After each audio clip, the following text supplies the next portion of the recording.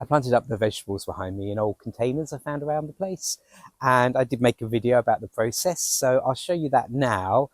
When I made the video, I had the ultimate goal of being able to show you all this wonderful harvest.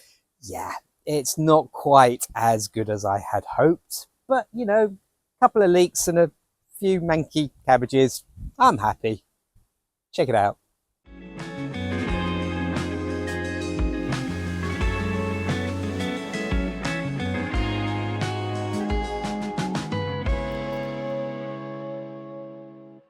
It's mid-May and I have a selection here of what I can only describe as junk. They're old containers that have been knocking around the place and I've never really found a use for them. But now, today, they are going to find their purpose in life and I'm going to plant them up with vegetables. There's this old galvanized metal tray thing, which I think was used for animal feed. I got it for like 50p at a car boot sale a few years back. Then there's this lovely wooden chest, which unfortunately is all broken and is full of woodworm. So I don't really want to bring it into the house. Another little box there, which again, lots of woodworm, hence not using it for other purposes. Next to Milo there is a wicker basket. Woodworm again, so it needs another purpose in life, and that is going to be growing vegetables. In the back here, I've got some kind of basket that I don't even know where that came from, an old freezer drawer, and a glass recycling box from the council, which you shouldn't really use for other things than the glass recycling, but it's broken, so I think we're allowed. And that's my selection of, oh, are you all right, Milo? And that's my selection of containers. Let's get started with planting them up.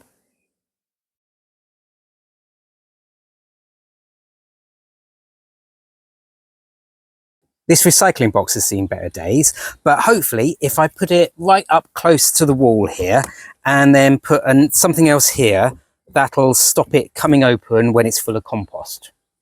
Hopefully. Let's give it a go. So first up we have the standard multi-purpose compost.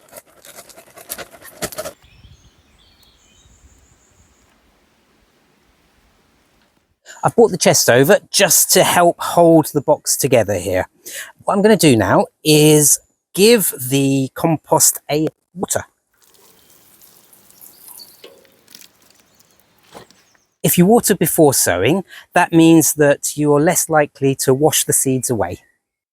The carrot seeds I'm sowing are called Chantenay Red Cord 3. And it says they're an immensely popular variety. So these are what are described as stump rooted. Basically, that means that they're not going to send down a long taproot to create a long carrot, because we don't really want that, because the container really isn't big enough. So ones that are going to grow about that big will be perfect.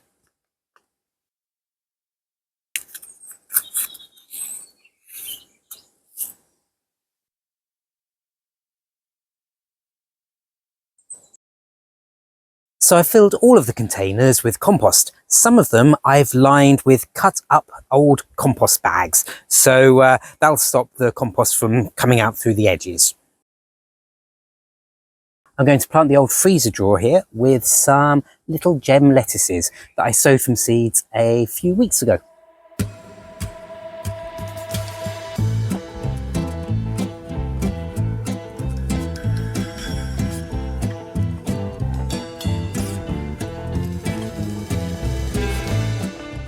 Now it's the turn of the good old chest. I have some Savoy cabbages here.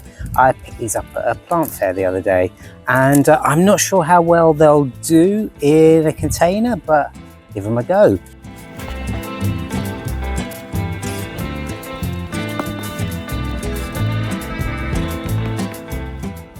I've been very restrained and I have just stuck with 5.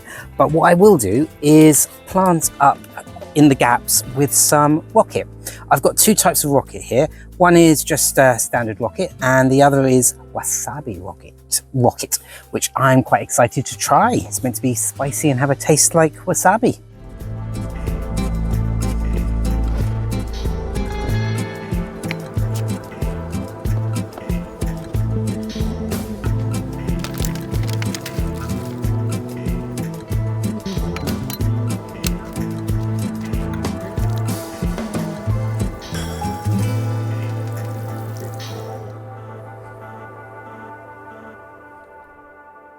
Down here I have the end of my vegetables that I had planted.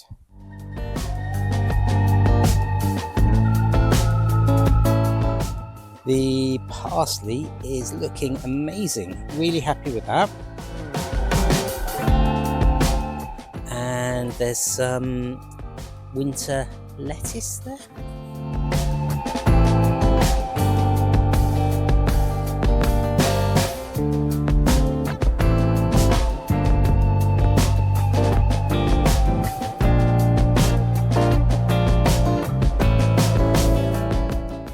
Some cabbages.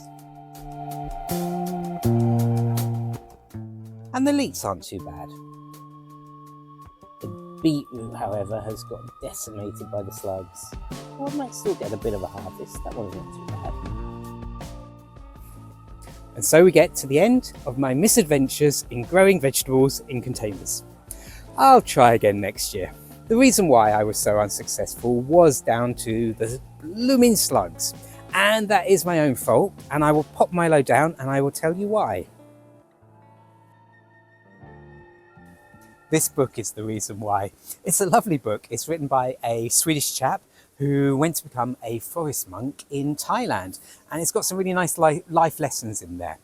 Now, what it did do was make me feel a little bit guilty about killing slugs.